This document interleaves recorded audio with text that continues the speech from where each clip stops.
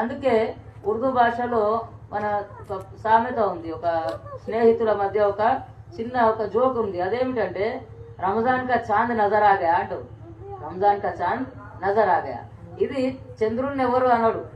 ఎవరిని అంటారంటే సంవత్సరం అంతా మస్జిద్కు రానటువంటి వ్యక్తి, సంవత్సరం అంతా నమాజ్ చేయనటువంటి వ్యక్తి అచానక్ రంజాన్ యొక్క చాంద్ కనిపించగానే మగరిబ్ నమాజ్ ఏలాన్ జరుగుతుంది, మస్జిద్లో ఏలాన్ జరుగుద్ది, లేదా సైరన్ అనేది మోగించడం జరుగుద్ది.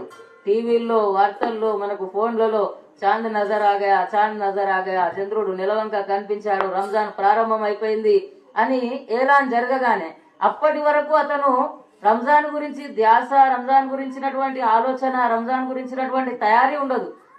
నిలవంక కనిపించింది అనే వార్త వినగానే ఇంటికి వెళ్తాడు. ఎక్కడ బజార్లో ఉన్నా కూడా ఇంటికి వెళ్ళి స్నానం చేసి ఫ్రెష్గా తయారై ఎప్పటి నుంచో ముట్టుకోనటువంటి లాల్చీ పైజామా తీస్తాడు. టోపీ ఎక్కడుందో కూడా తెలియదు, ఎత్తుక్కుంటా ఉంటాడు టోపీని. మగరిబ్ నుంచి ఇషా వరకు దీన్ని తయారీ చేసుకొని మంచి వస్త్రాలు ధరించి మగరిబ్ నమాజ్లో హాజరవుతాడు. హాజరయ్యి తరావీ ఈ రోజు నుంచి ప్రారంభం, రేపటి నుంచి సైరీ మనకు మొదటి రోజా అని చెప్పి అతను మస్జిద్లో దర్శనం ఇవ్వగానే ప్రజలందరూ ఏమంటారు, రంజాన్ కా చాంద్ నజర్ ఆగా అంటారు. అంటే సంవత్సరానికి ఒక్కసారి కనిపించేటటువంటి నిలవంక వీడు అని అంటారు. అవునా కదా? అప్పటి వరకు మస్జిద్కి రాడు ఇతను, రంజాన్ రాగానే మస్జిద్కి వస్తాడు. అయితే మన విశ్వాసుల యొక్క పరిస్థితి, ముస్లింల పరిస్థితి కూడా అలాగే అయిపోయింది.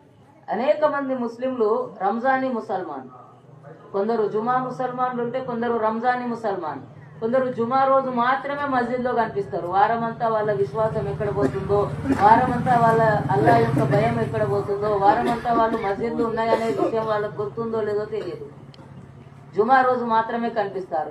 కొంతమంది ఏమో రంజాన్కి కనిపిస్తే మళ్ళీ రంజాన్లోనే కనిపించే ముస్లింలు, వీళ్ళని రంజానీ ముసల్మాన్ అంటారు. రంజాన్ వస్తే శైతాన్ బందీ అయిపోతాడు, వీళ్ళు కల్మా చదివి ముస్లింలు అయిపోతారు. అవునా కదా?